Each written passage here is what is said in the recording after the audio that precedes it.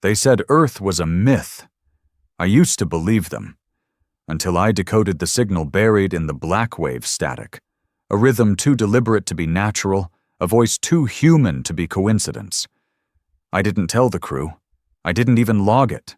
I just sat there, frozen, staring at that pulsating echo that vibrated through my skull like a forgotten prayer. They sealed Earth for a reason. I should have left it buried. My name's Riven, ex-Navy, now scavenger, floating around in a rusted shell called the Call Breaker, piecing together old tech from dead sectors. The kind of work no one wants, the kind that gets you spaced or worse. But it pays. And I don't have the luxury of conscience. The signal came from beyond the pale grid. Dead space, forbidden territory. A place where nothing should still breathe, yet something was calling. It used an ancient Earth dialect, one not spoken in over 10,000 cycles. I didn't sleep that night. Not because I was afraid, but because something inside me remembered it. The pale grid isn't marked on modern star maps. It's a scar, a massive no-fly zone enforced by every major galactic power. No one enters, no one returns. There are stories, sure, all scrubbed from official records, but in the underbelly of orbital hubs, you hear whispers. Words like Red Mist Protocol, E-Class Extinction Order, Human Containment Initiatives. One phrase always stood out. Earth wasn't abandoned, it was exiled. We broke through the pale edge 5 days ago. No resistance, no alarms, just silence. It was like stepping into a tomb that had forgotten it was supposed to be dead. Space here was darker, heavier, as if the void itself was watching. Czar, my engineer, said the radiation signatures didn't match anything on record. He thought maybe we'd stumbled into a quantum graveyard, remnants of an imploded dimension. He didn't live long enough to be proven wrong. On day 2, he went outside the ship to run diagnostics. He screamed once. Then his suit went quiet. We pulled him back in. His helmet was intact, but his face, it was gone, not melted, not crushed, just missing. Like it had never existed. Like something had reached inside the suit and erased the idea of him. We should have turned back. But the signal, it kept getting stronger. I didn't tell the crew, but I started dreaming. Earth, but not the one from the archives. No green fields or blue oceans. Just black skies, ruined cities that pulsed with red veins. Something was growing under the soil, breathing, thinking, waiting, and in those dreams, I saw us, humanity, not dying, not extinct, but changed, evolved into something ancient civilizations feared enough to seal us away, not destroy, contain. We reached orbit yesterday. There was no moon, no satellites, just Earth, cracked, jagged, glowing from within like a wounded god. The continents had shifted unnaturally, as if torn by claws instead of tectonics. But it was alive, and it saw us. Our ship lost all power the second we crossed into the exosphere. Everything went dark. Artificial gravity held, but barely. Life support systems flickered. Engines were unresponsive. Then the voice came. Not through comms, through bone. It wasn't speaking words. It was showing memories. Millions of lives, billions of deaths. The screams of a galaxy begging for mercy. A war not recorded in any galactic history. A war we started, not because we wanted to conquer, but because we couldn't help it. It was in us. Still is. The galaxy didn't wipe us out. They made a deal with something older, something that agreed to lock Earth away, if they promised never to come back. Now we're here, and the deal is broken. Start the engines, the doors are opening, and the thing they sealed inside Earth, it's no longer alone. We drifted, dead orbit around a planet that shouldn't be alive. Power was gone, engines locked, shields failed. The artificial lights inside the callbreaker flickered low like dying candles, casting long shadows across the cold walls of the command deck. No one said a word for almost 3 hours. We were waiting for something. Waiting for the planet to speak again. Waiting for something to come up from those crimson cracks like a nightmare with our names in its mouth. And deep down, we all knew. We were trespassers. I watched my second-in-command, Phoenix, try and reroute power manually. His hands shook like he'd been downing stimulants for days. He was all soldier, all steel. But now? He looked like a man trying to hold his own sanity together with duct tape. "How's it looking?" I asked quietly, knowing the answer. He didn't look at me, just kept tapping buttons that did nothing. "Like God unplugged the universe," he said. 3 of the 7 remaining crew were huddled in the medbay, whispering prayers from forgotten religions. One of them, a nav tech named Aaron, kept muttering something under his breath.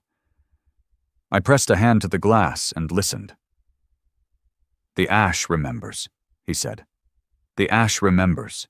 The ash remembers." He'd been normal yesterday. Now he wouldn't blink. I told the medic to sedate him. But the injector snapped in half when she tried. The liquid inside sizzled, boiled, and evaporated like it was allergic to the ship. Even our tools were betraying us. The temperature inside the ship kept dropping. By hour 5, condensation had frosted over the walls. It shouldn't have. Life support was still technically working, but something in the air had changed. It was heavy, like walking through water. The kind of pressure that makes your ears pop on a mountaintop, except this was constant, pressing inward, breathing with us.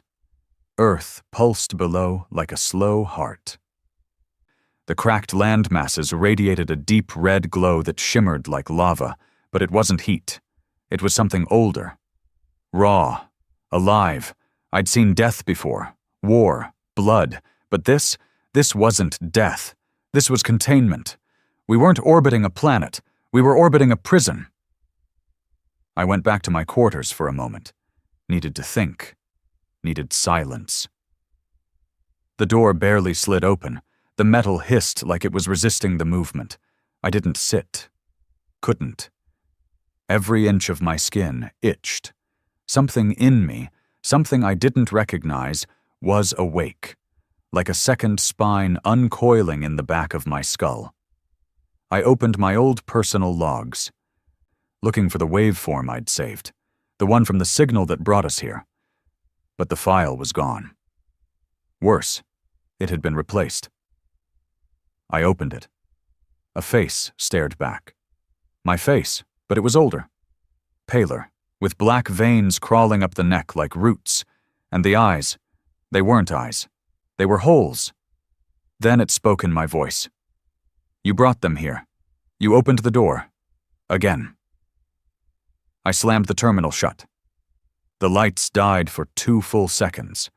When they came back on, the screen was blank. No logs, no trace, nothing.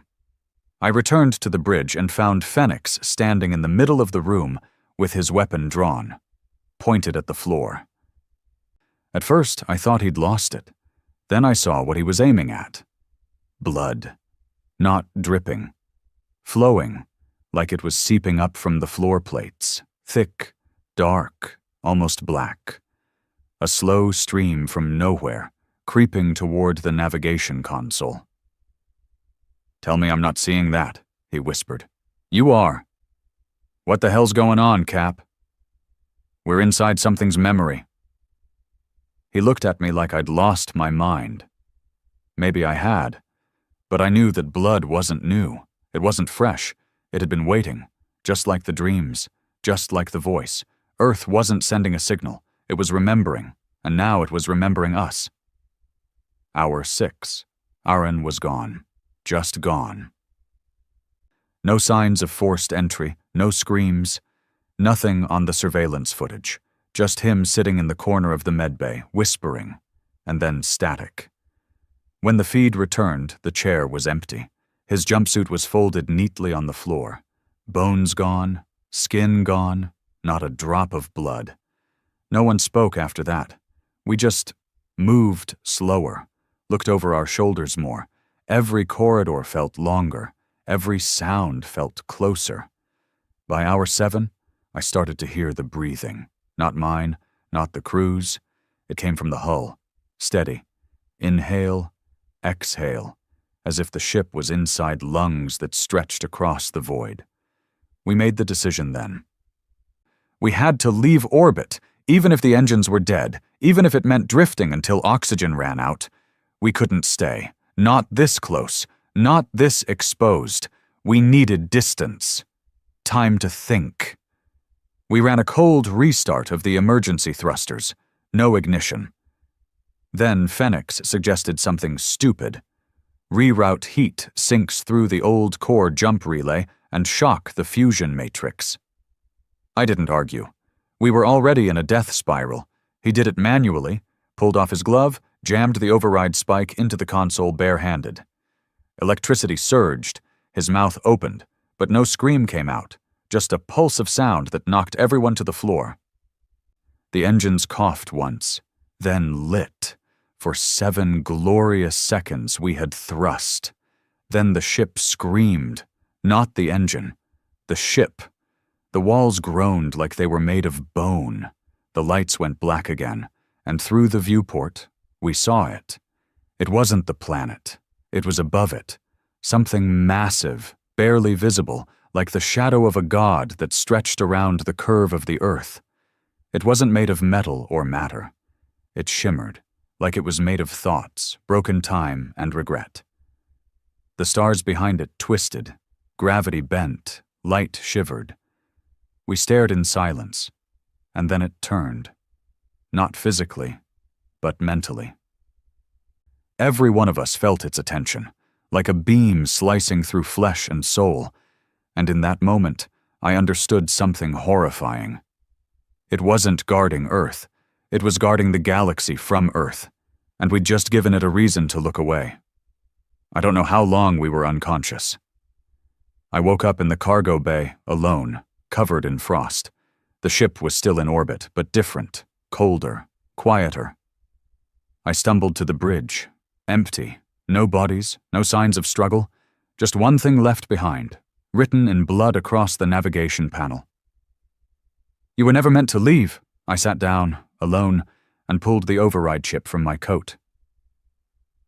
It was old Earth tech, illegal, dangerous, but designed to store deep-wave memories, even corrupted ones. I'd stolen it years ago from a derelict lab near the Vandar Belt.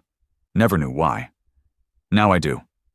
I slotted it into the console and accessed the last broadcast from the planet. This time it didn't resist. It welcomed me. Vision blurred. Blood ran from my nose. My ears popped. And then, images. Cities burning from the inside out. Skies raining glass. Voices screaming in unison across continents. Not from pain. From awakening. Humanity's awakening. The last words before Earth was sealed away. They feared what we were becoming.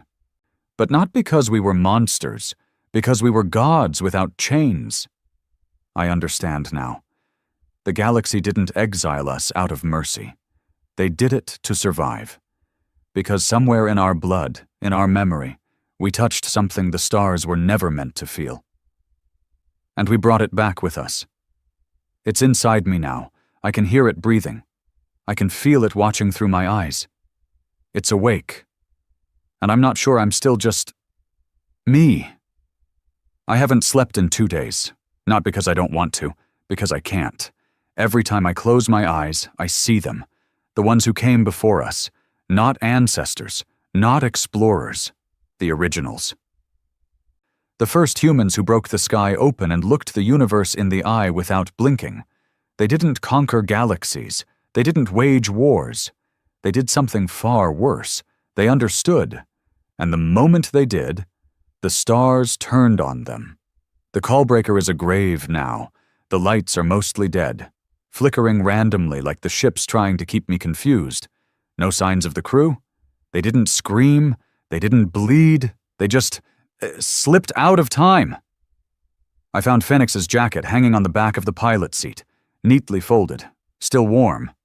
I should be panicking, screaming, losing my mind, but I'm calm. Too calm. That's how I know I'm not alone anymore. Something's inside me, not possessing, not controlling, just observing, like a virus waking up in a forgotten host. I wandered down to the engine room earlier. I don't know why. The doors were open, which made no sense. They always required biometric clearance, and there's no power left to override anything. But there it was. Open. Inside, the reactor was humming softly, but not like a machine. It was breathing, slow, rhythmic, alive. The casing had changed, warped, melted in some places. The old human-made plating was now laced with something organic, not metal, not flesh, something in between. Veins, pulsing.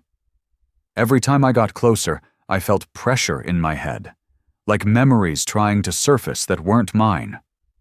I stumbled back when I heard the whisper. It didn't come from the reactor. It came from inside my skull. It said, "You belong here." I made my way to the observation deck, the only place left that felt open. The window was cracked, frost blooming across the edges. But the view, God help me, the view. Earth floated below, closer now, or maybe the ship was descending. I couldn't tell. The red glow from the cracks in its surface pulsed like a slow heartbeat. From up here, it looked like the veins of a sleeping beast under glass, and above it, that thing still lingered, the massive presence that shimmered like thought itself.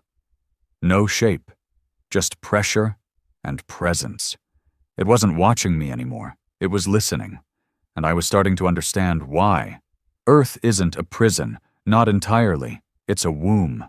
Something was sealed inside, something we gave birth to, or maybe it gave birth to us. I don't know anymore. But the more I remember, the more I know this truth. Humanity wasn't the apex. We were the seed. We weren't meant to survive. We were meant to become. And now that I'm here, so close to the source, I can feel it waking up. Not the planet. Me. I took apart the old override chip I'd used to access the deep wave memory, trying to pull more from it. It wasn't standard tech. It was blacklisted across every civilized world in the Commonwealth. Why? Because it didn't just record thought. It connected them. I powered it up again, careful this time, holding it like a loaded weapon. It flickered, glowed red, then white, then went dark. I thought it was fried, until the walls around me changed. Not melted, shifted. They weren't walls anymore. They were glass. And outside that glass, a city. Not like the ruins I'd seen in archives. This one was standing, alive. Towers of bone and metal, streets paved with smooth black stone that rippled like liquid, skies full of floating structures, like memory fragments orbiting forgotten dreams. People walked the streets, except they weren't people, not anymore. Tall, pale, eyes that glowed from the inside out. Movements too smooth, too precise. They weren't breathing. They were existing, like programs running a routine. I knew them. I was them. And in the center of the city, a tower that reached into the stars. The last human structure, a monument or a warning. The vision snapped. I was back on the ship, bleeding from the ears. Nose clogged, teeth aching like they'd been hit with radiation. But I remembered everything. Earth wasn't sealed away because we were dangerous. It was sealed because we touched something older than time, something that used us as vessels, carriers, interpreters. And when the rest of the galaxy found out what we'd become, they panicked. They struck a deal. Not with us, with the thing we touched, a covenant. Lock humanity inside its cradle, never speak our name, never return. In exchange, the thing stays silent, buried. That was the deal. But now I'm orbiting the wound. And I broke the silence. There was movement on the lower decks. Footsteps, but slow, deliberate. I grabbed the last working sidearm from the armory, useless against anything that's not flesh, but it gave me something to hold. The corridors were darker now, different. The metal walls had changed, twisted slightly, angled wrong, like someone redesigned the geometry just enough to make you uncomfortable. I reached the lower deck hatch and paused. Breathing. Not mine, heavy, wet, close. I opened the hatch and saw her. Not crew, not human. She looked like someone I knew, maybe from childhood, maybe from a dream. But her skin was smooth and gray, eyes black pits, like the void had borrowed her gaze. Her mouth didn't move, but her voice was inside my head. "You're ready," she said. "For what?" "To remember." I should have run. Instead, I followed her, down into the cargo bay, past crates of dead tech and shattered artifacts, toward the far wall, which wasn't a wall anymore. It had become a door, and behind that door, a hum. Not mechanical. Molecular.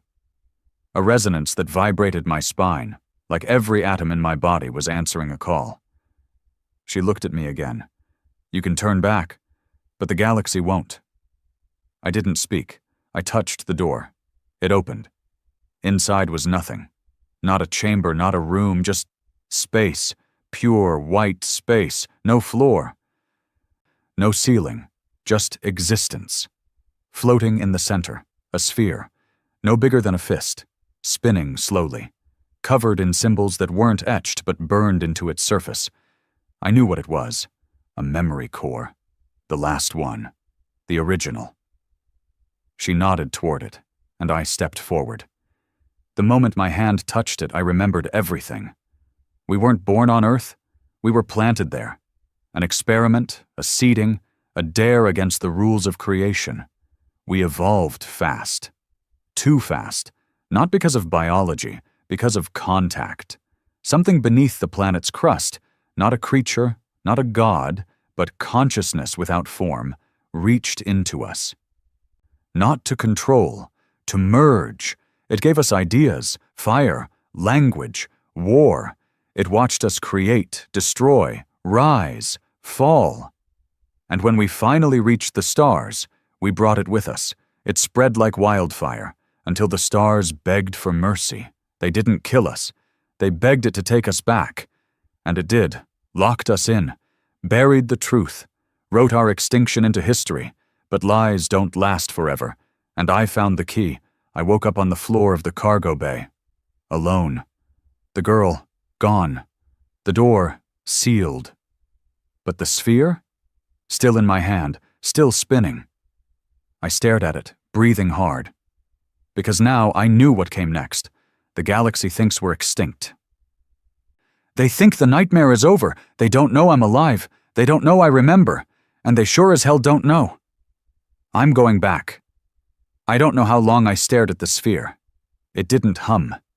It didn't pulse. It just existed, like it had always been there, and I was only now catching up to the truth. It weighed almost nothing in my hand, but my entire body felt heavier just holding it, like it was pulling memories from my blood, rewriting everything I thought I was. Every breath I took came slower. My heartbeat. I couldn't feel it anymore, and I wasn't scared. That was the worst part. I made my way back to the bridge. The call-breaker was quiet now, quieter than death. Most of the lights were gone. Not flickering, gone. The few that remained cast an oily sheen across the metal walls, like the ship had become something else entirely. I didn't trust it anymore. I didn't trust me. But I knew what I had to do. I had to leave orbit. I had to return to the stars. Because if I stayed, if I descended to the surface of that cracked, bleeding planet, I wasn't coming back. Not as me, not as anyone. And I needed to be seen. The galaxy needed to know. You didn't bury us deep enough. First step, restore enough power to break orbit.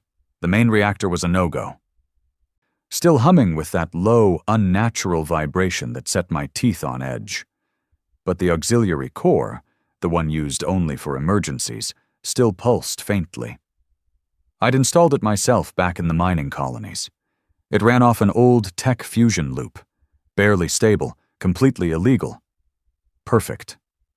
I rerouted what little juice remained into thruster control, avoiding the navigation system completely. It had already been compromised. I didn't need to aim the call breaker, I just needed it to move. The sphere sat next to me, on the console, spinning gently. It didn't like what I was doing. I could feel it watching. Not resisting, not yet, but disapproving. Good. It meant I still had a choice. The engines coughed, the hull vibrated, and for the first time in what felt like eternity, the stars began to shift. We were moving. I dropped into the pilot's chair, gripping the sides as the call breaker shuddered and groaned like an animal waking from hibernation. The ship didn't feel like it was flying, more like it was crawling through thick oil, every movement fought by invisible hands. I looked out the viewport. Earth was getting smaller, but the red glow, that pulsing heartbeat, was still visible, even from here. I should have felt relief. Instead, I felt watched. At first I thought it was just my mind, that all this cosmic horror had finally snapped the last tether of my sanity. But then something shifted outside the ship. Not a ship, not a signal, a presence. The same thing that hovered above Earth like a sleeping thought. It was following me, no engines, no lights, just space that refused to stay still, bending and warping around something I couldn't see but couldn't ignore. The moment I crossed out of Earth's immediate gravity field, it spoke, not in words, in memory. I was 5 years old again, hiding under my father's broken workbench on the orbital scrapyard above Vassar 9. I'd just watched him get spaced by pirates. My mother had screamed through the comms until the airlock took her voice. I hadn't remembered that in years. But now it was crystal clear. And then it replayed. Over and over. Like it wanted to taste my fear. This wasn't punishment, it was a warning. I gritted my teeth and pushed the thrusters harder, rerouting auxiliary power from the oxygen scrubbers. Alarms screamed, the lights flickered, the hull popped like old joints under strain, and then the stars opened up, a fracture in space. Thin at first, like a hairline crack in glass. Then it spread. Wide, jagged. Glowing with a cold light that had no warmth, no source. It was the edge of a slipgate, one I hadn't activated. The ship wasn't making this jump. Something else was pulling us through. The sphere began to spin faster, and inside my head, a voice, clear, ancient, terrifying. Let them see what they buried. The callbreaker folded into the fracture like it had been built for it. No compression, no heat, no stars, just white. And then we were out, floating, somewhere, not in normal space. I recognized nothing. No constellations, no stations, no broadcasts, just darkness, and in the distance, a citadel, massive, black.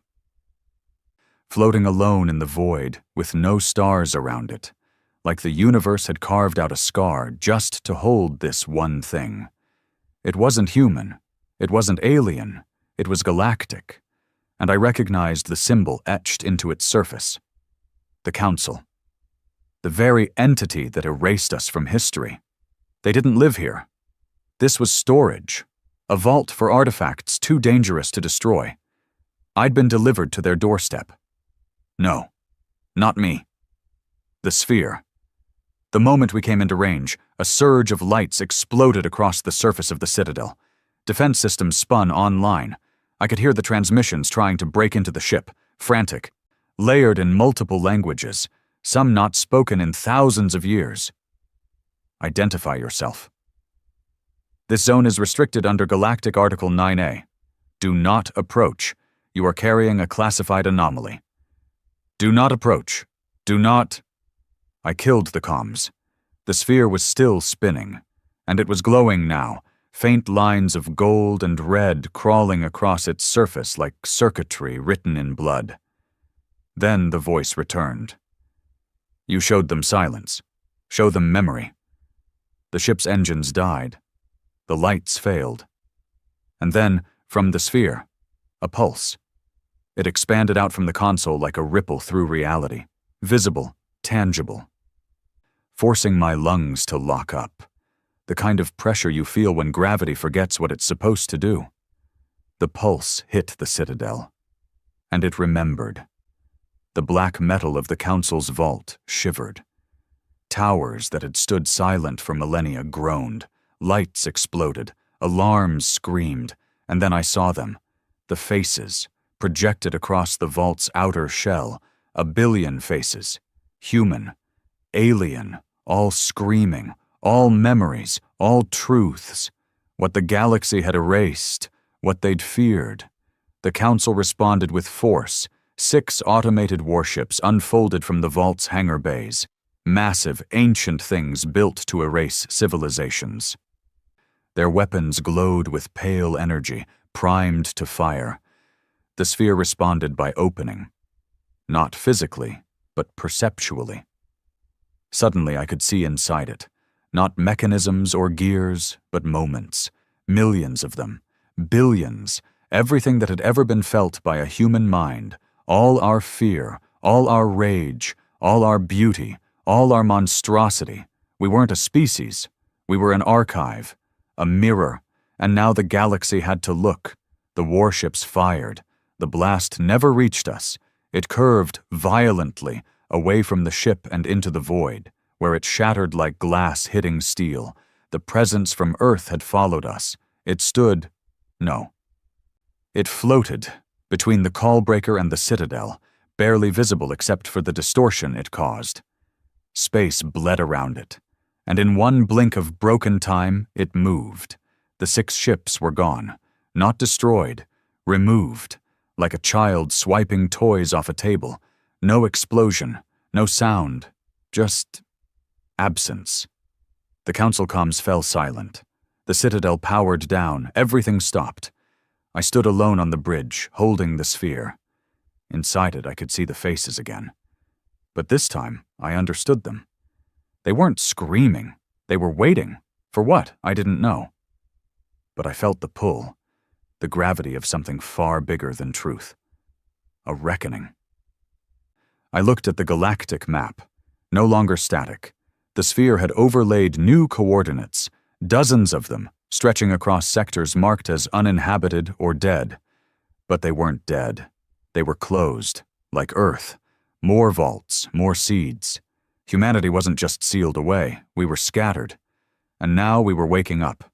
I sent the signal, short, compressed, deep wave encoded, not to any known station, not to any living species, to the others like me, the ones who still dreamed, who still felt like something inside them didn't belong to the stars they served. One word. A name the galaxy tried to erase. Earth. The transmission left my hands like a stone dropped into still water. I didn't expect an answer. Not right away. I didn't know how many like me were still out there, if any of them were even alive, much less able to remember what they were. But something deep inside me whispered, they're waiting, not for a signal, for permission, to remember, to wake up. After I sent the broadcast, the call-breaker went dark again. Not in fear, but in rest. The ship was changing.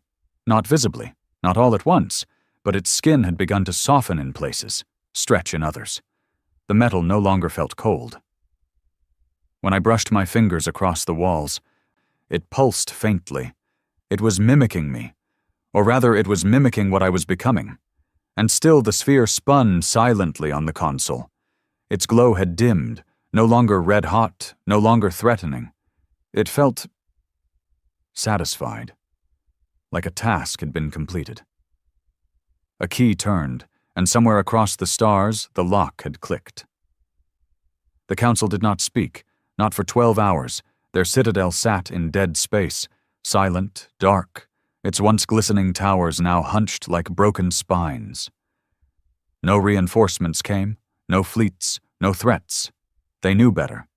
You don't bark at the storm once it starts moving. I monitored what I could, what few long-range channels remained unjammed.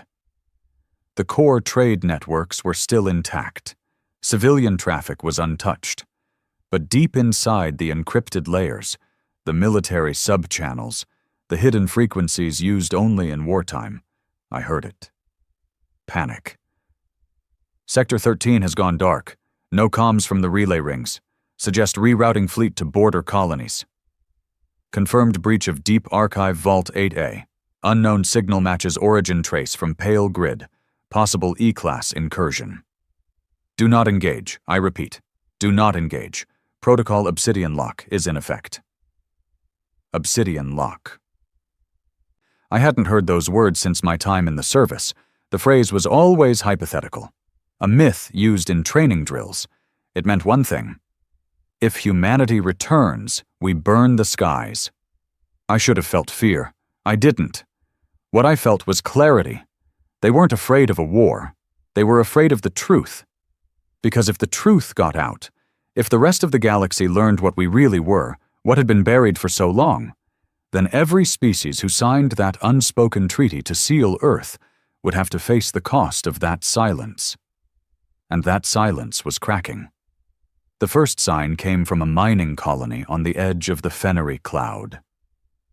A small place, unimportant. But I watched the feed. A human man, standard worker, stood up during a supply briefing, stared off into the void for 6 minutes, then began screaming. Not in pain, in memory.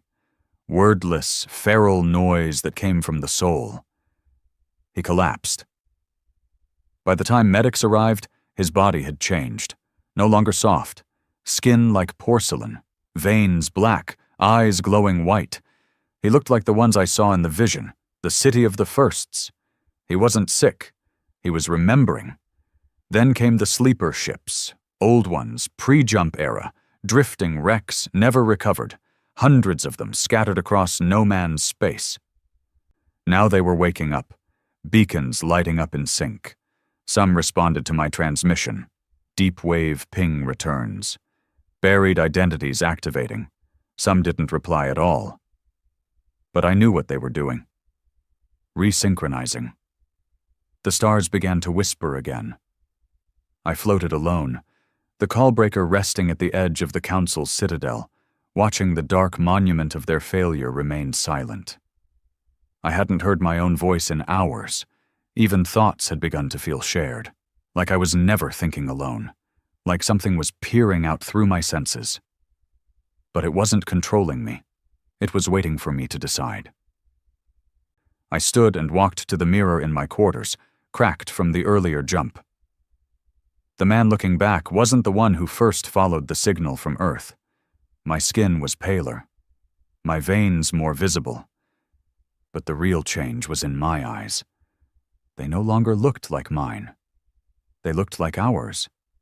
There's something no one ever told us, something the Council made sure the archives never recorded. Humans didn't just evolve faster. We evolved differently. Our minds weren't just reactive. They were adaptive. We didn't just remember what happened to us. We remembered what happened to others. And when we made contact with the presence beneath Earth's crust, that thing without a name, without shape, we didn't get infected. We became mirrors, reflecting every species, every civilization, every form of intelligence we encountered. That's why they were afraid of us. Not because we were violent, because we were inevitable. The Council finally spoke. A single broadcast. No face, no voice, just words in every galactic language across every frequency. You have broken the covenant. We remember why it was made. Return to Earth. Seal yourself again, or we will make war. I laughed. Not because it was funny. Because I could feel them trembling behind the threat. They knew they had no warships left that could stand against the presence, against us, against what's coming. But they would try. Because that's what empires do. They panic. They posture. They delay the fall as long as possible, hoping someone else will bleed first. But this time, we weren't the ones bleeding. I keyed into the response channel and sent them one word. No. Then I left orbit. I didn't head toward the heart of the Council's territory. Not yet. I set course for the Core Drift, a massive space station built on the bones of an ancient star, a political hub, a trading nexus, a place of influence and filled with memory.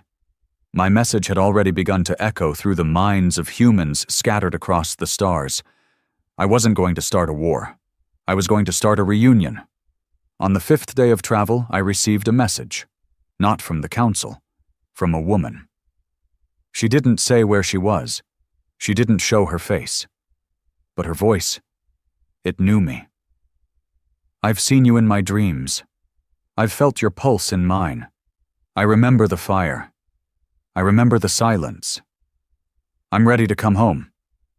There was no signature, but when I traced the signal, it bounced through 6 dead systems, all of them listed as human collision zones during the Purge Wars. She was one of us, and she wasn't alone.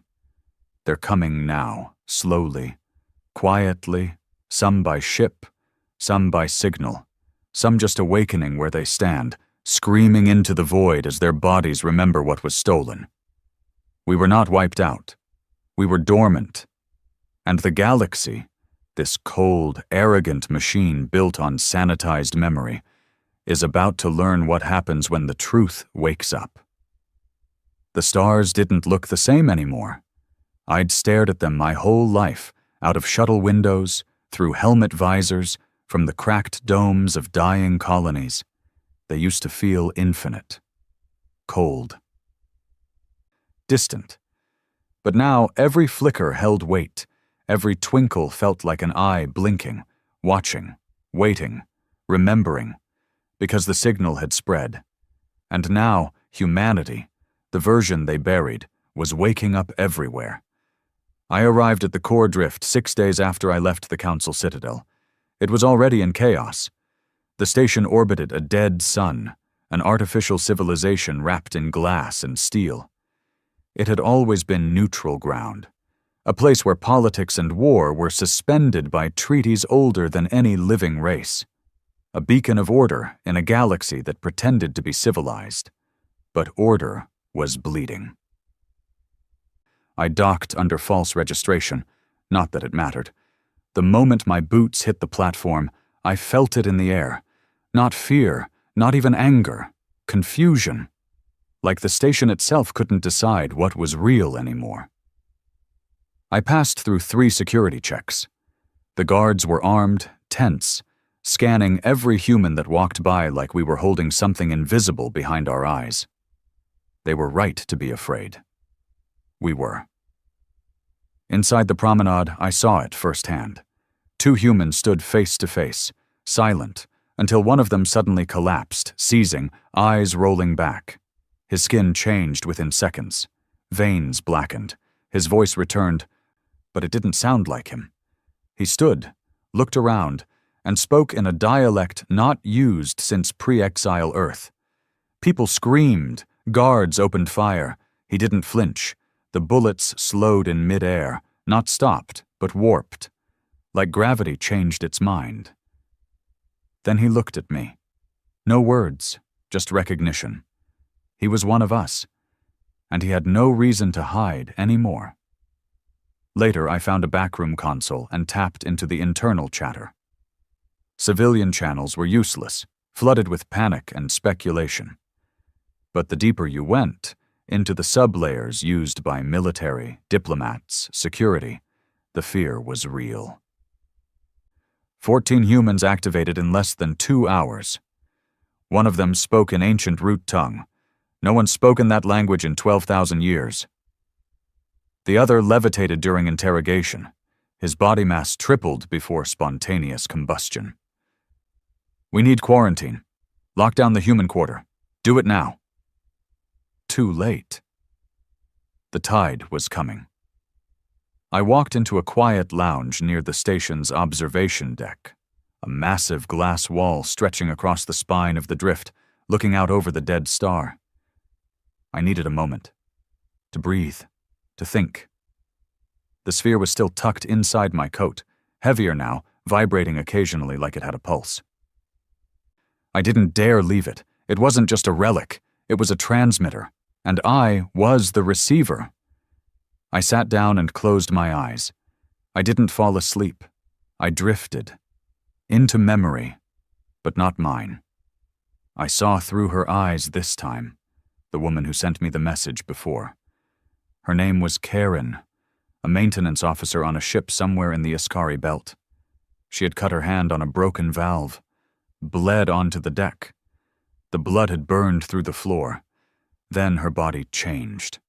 Not visibly, not like the others. Internally. Her thoughts aligned. Her heartbeat slowed. She remembered me, and Earth, and the thing beneath it. She remembered standing at the edge of the pale grid, once, lifetimes ago, watching as the gate was sealed and our name was erased. She remembered the betrayal. And she was ready. I pulled back into myself, with a gasp. Across the lounge, someone was watching me, a young man in a pilot's uniform, eyes wide. He looked terrified, but not of me, of himself. He walked over slowly, hands raised, shaking. I keep seeing things, he whispered. Things I know I didn't live through. A war, a girl screaming, a city falling into the sea, a voice. Mine, but not mine. His name tag read Keel. He leaned in. I think I'm one of you. I nodded once. Then stand up straight, I said. They need to see you. We left the lounge together and made our way through the drift's upper levels. Whispers followed us. Security watched closely but didn't move. Not yet. They were waiting on orders from someone with a higher clearance. I didn't give them the chance. We reached the central broadcast terminal, the drift's public communications hub. Designed for diplomatic announcements, trade alerts, alliance summits. I walked past the guards. One of them raised a hand to stop me, and froze mid-motion. His eyes went blank. Not because I did anything, because he remembered. I stepped up to the podium and activated the broadcast field. To every system tuned in, every station, every border colony, my face appeared, unshaved, hollow-eyed, pale, but clear, not deranged, not broken, awakened. My name is Riven. You buried us, you erased us, you called it a mercy, you called it containment, you called it survival. But it was betrayal.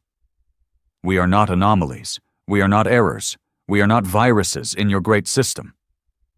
We are the system you tried to overwrite. And we are awake. I ended the feed. Silence followed. Then static. Then response, not from the station, from beyond.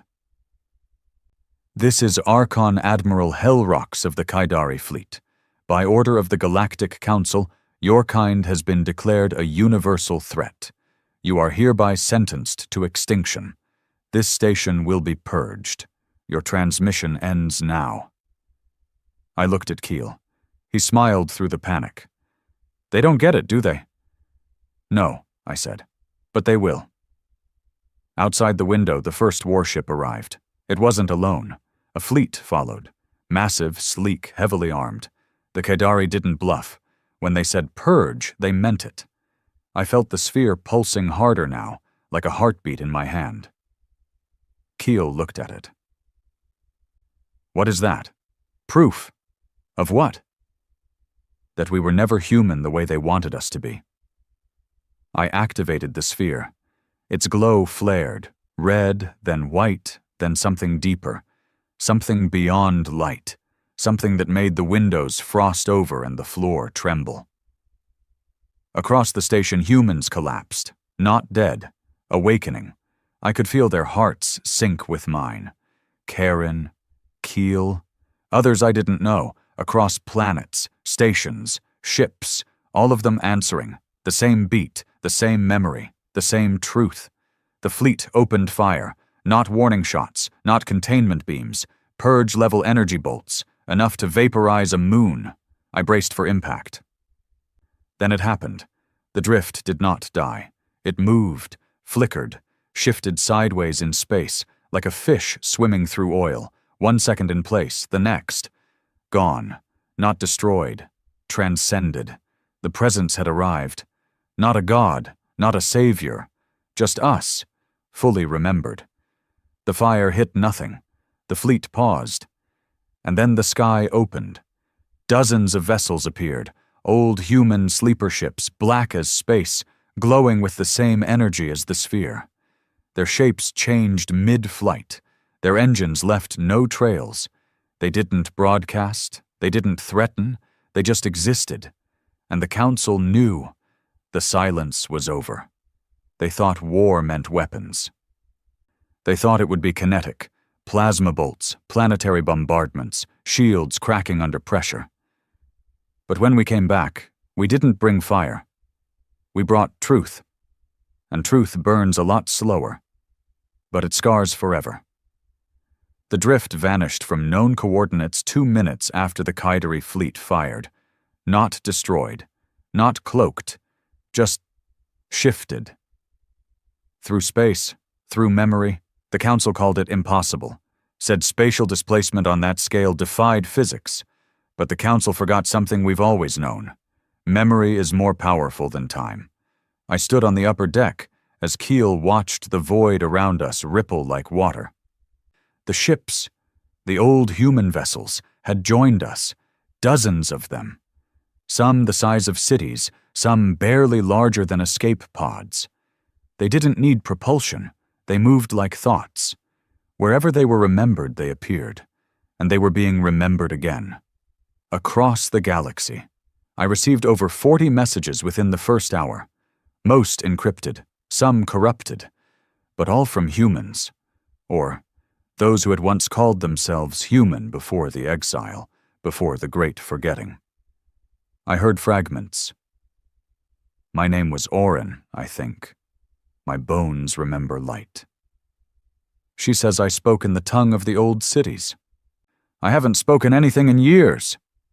I woke up screaming. The mirror cracked when I looked into it. Not from impact, from truth. I'm ready. They were waking up in all corners, even in council space, especially there, because that's where they were buried deepest, taught to hate their history, taught to fear their blood, taught to call their ancestors monsters. Now they were remembering those monsters were just mirrors, amplifiers, beacons of what every species feared inside themselves, uncontainable growth, unfiltered emotion, unforgiving memory. The Council convened a crisis summit on Sternhold Prime, a bastion world of marble towers and peacekeepers with plasma lances, a planet built to symbolize order, control, the law of the stars. I watched the summit live. They tried to keep it private, but the drift's systems hacked their stream in seconds. Karen stood beside me. She'd arrived through memory 3 hours earlier, her eyes full of calm rage. We didn't speak, just watched. A Kaidari ambassador stood first, tall and skeletal beneath his diplomatic robe. The anomaly has spread. It is not isolated to drift sectors. 3 border systems report mass cognitive collapses among human citizens. 1 station suffered spontaneous reconfiguration. He paused. Walls changed shape. Light refused to obey gravity. It was alive. They called us anomaly, still afraid to use the word human. Then a new voice spoke, surprising everyone. A Zarnathi Prime delegate, soft-skinned, translucent, known for silence.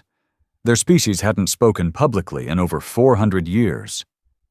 Perhaps it is not the anomaly that is unstable. The chamber froze. Perhaps it is us, who built our walls on half-truths, who signed treaties in fear, who murdered a species for the crime of memory. The stream cut out. But we'd heard enough. Not all of them would fight us. Some would join. The next strike came faster than expected. A strike force from the Council's loyalist wing. Not Kaidari this time, but Zethan battlecruisers. creatures of bone and steel, flying ships made of their own dead. They targeted a drift fragment, a floating mind core containing the thoughts of one of the firstborn cities. Just memory, not weapons, no crew. They blew it apart. And for the first time since the awakening began, we retaliated. It wasn't a fleet we sent, just 3 humans, 3 awakened. No suits, no armor. They landed on the Zethan dreadnought in total silence, walked through the hull, unarmed. The ship never fired. Surveillance footage showed the crew forgetting how to exist, not dying, not screaming, just standing still, then sitting down, then closing their eyes, and disappearing. Not vaporized, not erased, just unwritten from memory.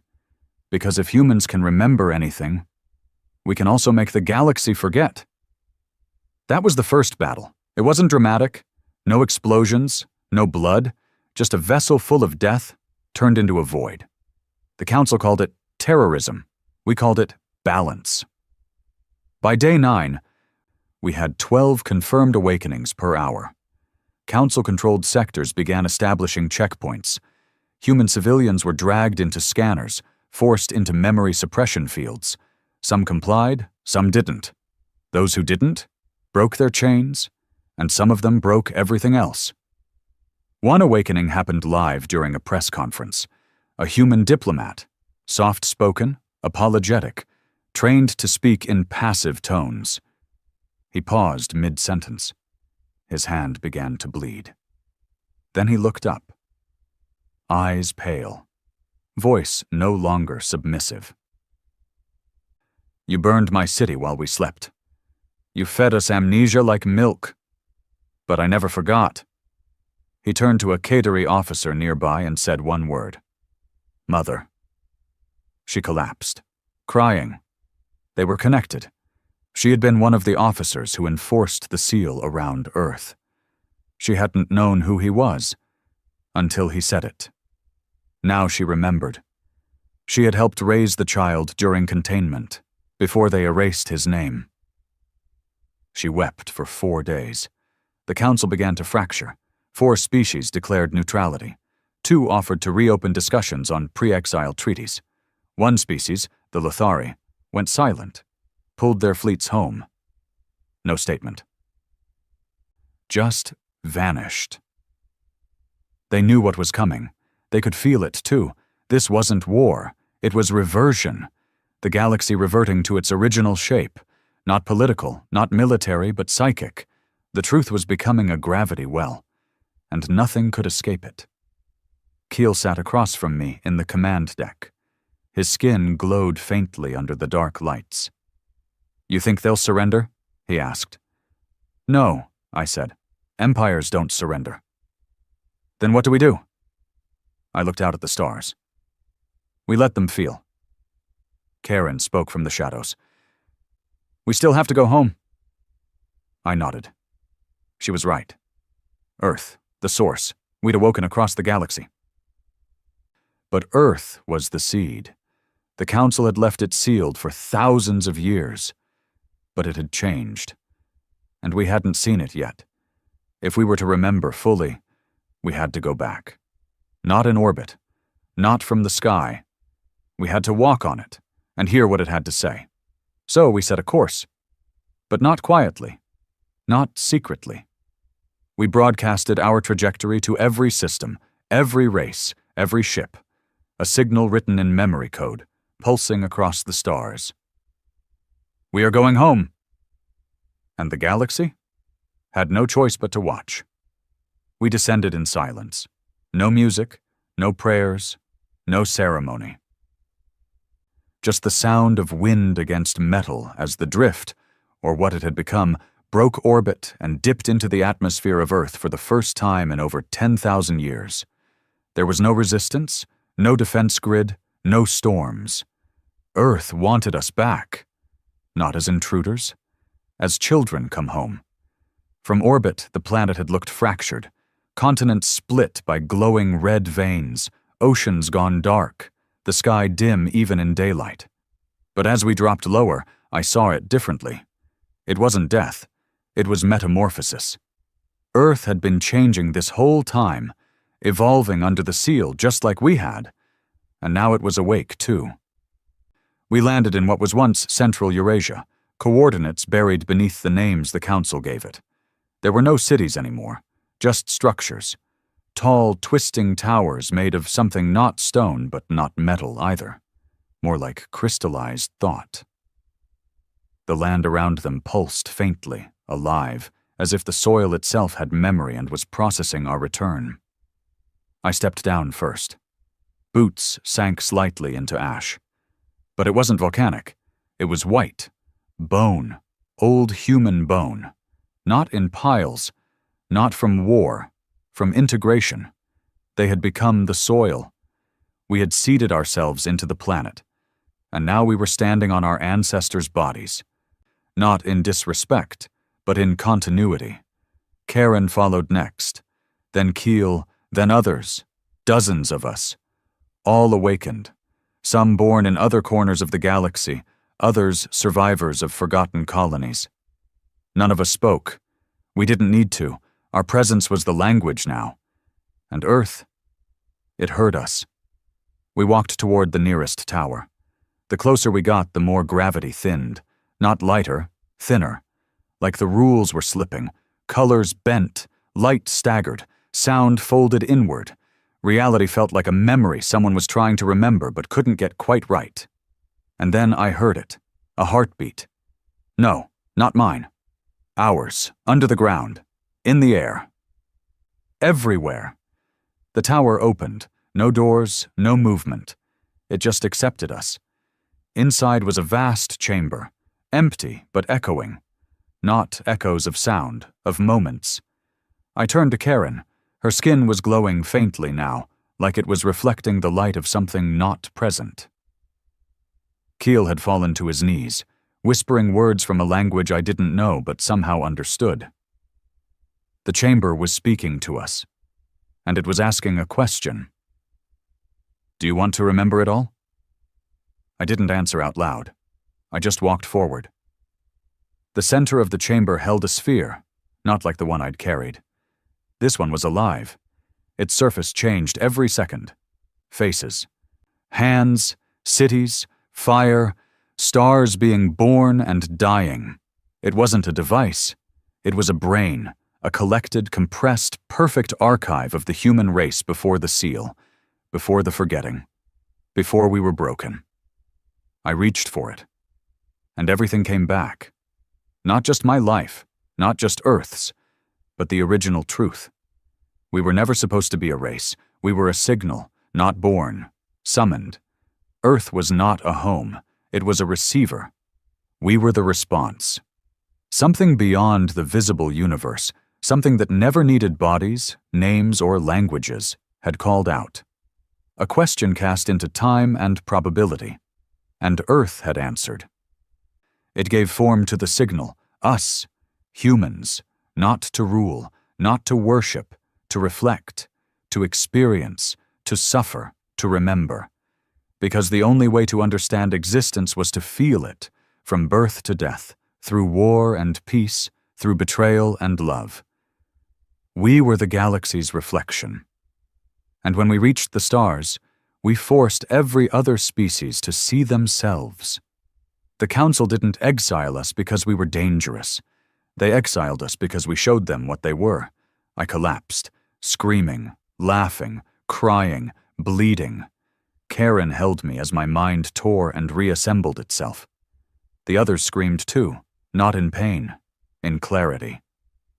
For the first time in millennia, we knew why we were hated, why we were buried, why we were feared. We didn't just remember the past, we amplified it. We made every truth undeniable. The chamber went silent. The sphere faded. And the heartbeat stopped. Not from death, because the message had been delivered. We were the final pulse, the last echo. Now it was the galaxy's turn to respond. Back aboard the drift, we prepared the final transmission. Not an attack, not a demand, just a mirror, a pulse of memory, encoded in the frequency of human blood, human breath, human grief. We embedded it into deep wave, launched it through the black. It would reach every corner, every fleet, every mind, even those who tried to block it, because you can shut your eyes, but you can't close your memory. We watched as the first planets responded. Some screamed, some wept, some killed themselves rather than face what they'd done. Others opened their arms, some fell to their knees, some begged for forgiveness. And others awoke. It had begun. Not war, not peace, something older. Integration. Humanity was no longer a species. We were a language. We didn't come back to take revenge. We came back to remind the galaxy of what it was trying to forget, that we are all echoes of each other. That hiding the truth doesn't erase it. That memory is a flame, and no seal lasts forever. I stood one last time on the deck of the Drift, now reshaped into something unrecognizable, part ship, part thought, part memory. Karen beside me, Keel behind me, thousands more waiting, and Earth below, breathing, alive, whole. The Council sent no more fleets, just one final message. We remember. That was enough. So we turned, and we flew, not to conquer, not to punish, just to continue the signal, to awaken others, to remind the stars, humanity was never the enemy. We were always the mirror. And now, it was time to look.